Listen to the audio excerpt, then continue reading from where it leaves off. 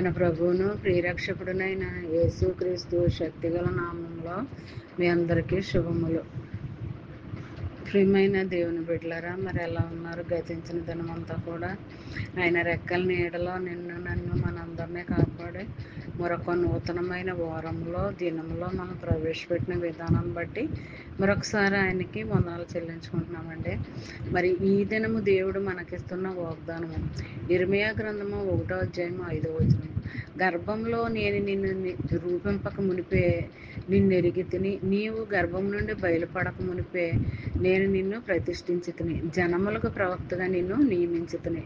ప్రియమైన దేవుని బిడ్డలారా, మరి ఇందులో ఆదరణకరమైన మాటలు ఏంటంటే, మరి నీ తల్లి గర్భంలో నువ్వు పిండంగా ఏర్పడక ముందే నేను నిన్ను ఎరుగును అని మాటిస్తున్నాడండి.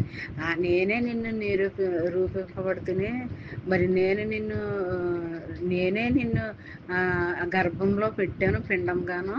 మరి అది బయలుపడక ముందే మరి నిన్ను అనేక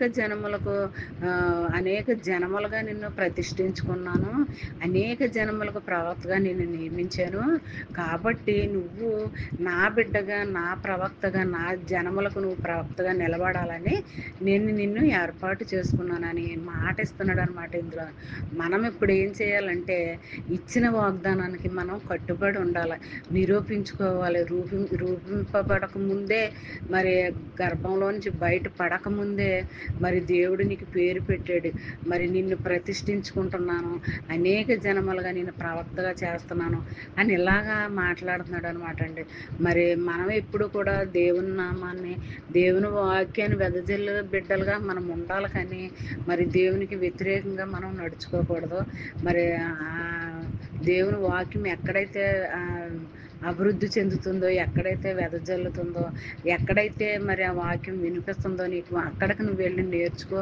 నువ్వు కూడా వాళ్ళలాగా అనేక జనములుగా నువ్వు ప్రవక్తగా తయారవ్వాలి. కాబట్టి వాక్యానుసారంగా, ఆజ్ఞానుసారంగా నడుచుకోవాలి, జీవించాలి అని ఇలాగా మరి దేవాది దేవుడు మరి రేయి మొదటి జామున నీతో మాట్లాడుతున్నాడు అనమాట అండి.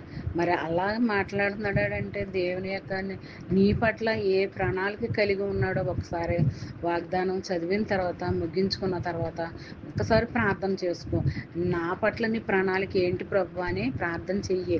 అలా ప్రార్థన చేసినట్లయితే మరి నువ్వేంటో, మరి నువ్వేం అవ్వగలవో, నువ్వేం చేయగలవో, మరి దేవుని కోసం నువ్వేం చేయాలనుకుంటున్నావో మరి దేవుడే నీకు బయలుపరుస్తాడనమాట. మరి ఈ చిన్న వాగ్దానం మైండ్లో పెట్టుకుని ధ్యానించుకుంటూ ఉండండి. ఆ దినం రావాల్సిన దీవెన ఆశీర్వాదాలు దేవుడు నీకు మెండుగా అనుగ్రహిస్తాడనమాట. ఈ దినమంతా ఈ వాగ్దానం నీ పక్షంగా, నా పక్షంగా స్థిరపడాలని కోరుకుంటూ ఆమేన్. God bless.